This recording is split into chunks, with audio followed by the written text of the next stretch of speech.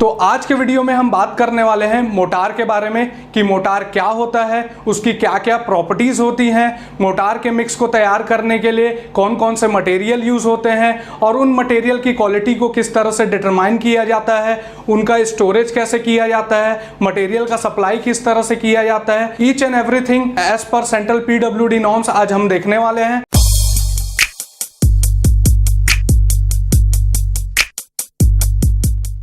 Welcome to the world of civil Guruji. Civil engineers training institute की दुनिया में आप सभी का स्वागत है। मैं engineer Vivek Kumar Pandey, corporate trainer, और आप सभी के लिए सिविल गुरुजी। तो सबसे पहले मोटार क्या होता है। मोटार एक तरह का पेस्ट होता है जो सीमेंट, सैंड एंड वाटर के मिक्सचर से बनता है। मैसनरी कंस्ट्रक्शन में मोटार का यूज होता है गैप्स को फिल करने के लिए ब्रिक्स और ब्लॉक्स में। Mortar is a mixture of sand, a binder such as cement और lime and water is applied as a paste which then sets hard. It is a material used in masonry construction to fill the gap between the bricks and blocks. Bricks and blocks के बीच के gap को fill करने के लिए हम motor का use करते हैं। कुछ इस तरह से होता है मोटार। सेकंड हम बात करेंगे मोटार की क्या क्या प्रॉपर्टीज होती हैं। तो जो सबसे पहला प्रॉपर्टी होता है वर्केबिलिटी। वर्केबिलिटी यानी कितने आसानी से हम मोटार के मिक्स को तैयार कर रहे हैं, उसको प्लेस कर रहे हैं, उसको कंसोलिडेट कर रहे हैं, और वो सब करने में हमको मिनिमम लॉस हुए हैं, उसको वर्केबिलिटी कहा जाता है। It must be free flowing without the segregation of water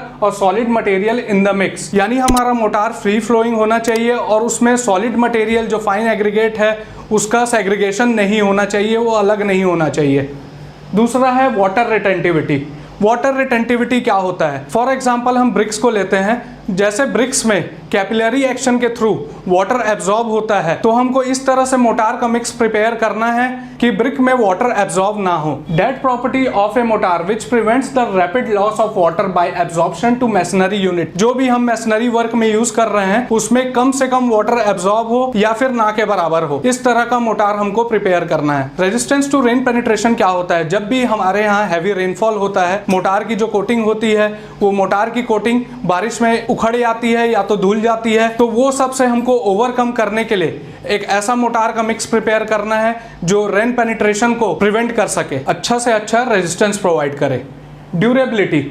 durability क्या होता है कि हमारा मोटार लंबे से लंबे समय तक चलना चाहिए, वो ड्यूरेबल होना चाहिए। बाकी सब पॉइंट्स पे हम खरे उतरे हैं तो हमारा स्ट्रेंथ ऑटोमेटिकली हमको अच्छा ही मिलेगा मोटार का। मोटार में कौन कौन से मटेरियल यूज होते हैं? वाटर यूज होता है, सीमेंट यूज होता है, सैंड यूज होता है। ये तीनों के मिक्स से ही मोटार प्रिपेयर होता है। तो सबसे पहले हम देखेंगे वाटर के बारे में। जो भी वाटर हम यूज करते हैं मोटार के मिक्स को तैयार करने के लिए, वो वाटर में इंप्योरिटीज प्रेजेंट नहीं होनी चाहिए। यानी हमको ऐसा पानी यूज करना है जो इंप्योरिटीज फ्री रहे, उसमें किसी भी तरह का सॉल्ट मौजूद ना हो, किसी भी तरह का ऑयल मौजूद ना हो, वेजिटेबल मैटर मौजूद ना हो, किसी भी तरह का टॉक्सिक सब्सटेंस ना हो। Water use for mixing and curing shall be clean and free from injurious quantities of alkalis, acids, oil, salts, organic matter, vegetable growth और अदर सब्सटेंस।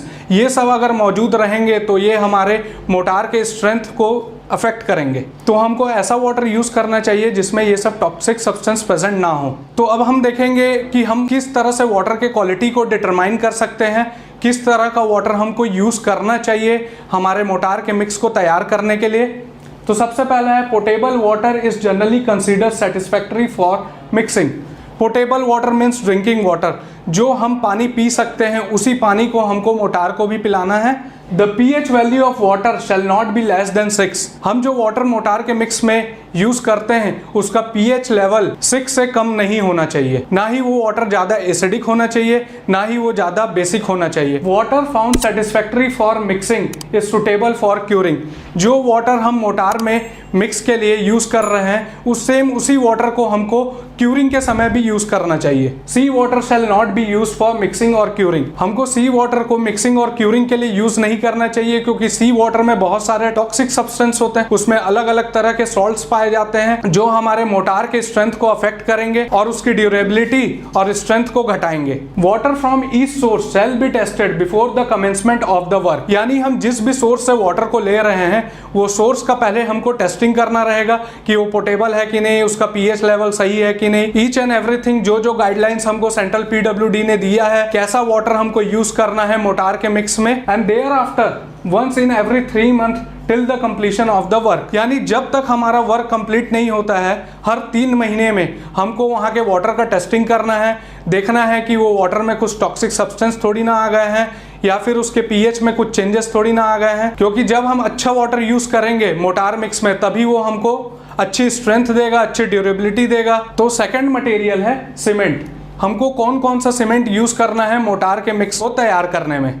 तो सबसे पहले है 33, 43 या 53 ग्रेड के ordinary Portland cement, rapid hardening Portland cement, Portland slag cement, Portland pozzolana cement fly ash based, Portland pozzolana cement calcinated clay based और white cement. हम इस तरह के सीमेंट को हम हमारे मोटार को बनाने में यूज कर सकते हैं। नेक्स्ट पॉइंट हम देखते हैं, different types of cement shell not B mix together. हमको अलग अलग प्रकार के सीमेंट को मिक्स नहीं करना है। अगर हम ऐसा करते हैं तो उसके लिए भी सेंट्रल पीडब्ल्यूडी ने बताया है, in case more than one type of cement is used in any work, A record shall be kept showing the location and the type of cement used। तो हमको बताना होगा हमने किस किस टाइप के सीमेंट को यूज किया है। जो सेटिंग टाइम होता है वो बहुत ही इंपॉर्टेंट फैक्टर होता है सीमेंट का क्वालिटी को डिसाइड करने के लिए कि वो सीमेंट कैसा है। तो हम सेटिंग टाइम कैसे डिटरमाइन करते हैं? Setting time of cement of any type of any grade when tested by wicket apparatus method. जो इनिशियल सेटिंग टाइम आता है वो 30 मिनट से कम नहीं होना चाहिए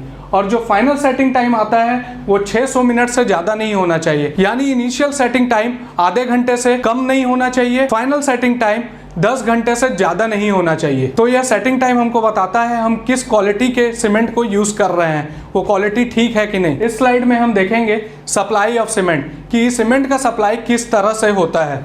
the cement shall be packed in a jute sacking bag, double hessian bituminized CR type और woven HDPE high density polyethylene.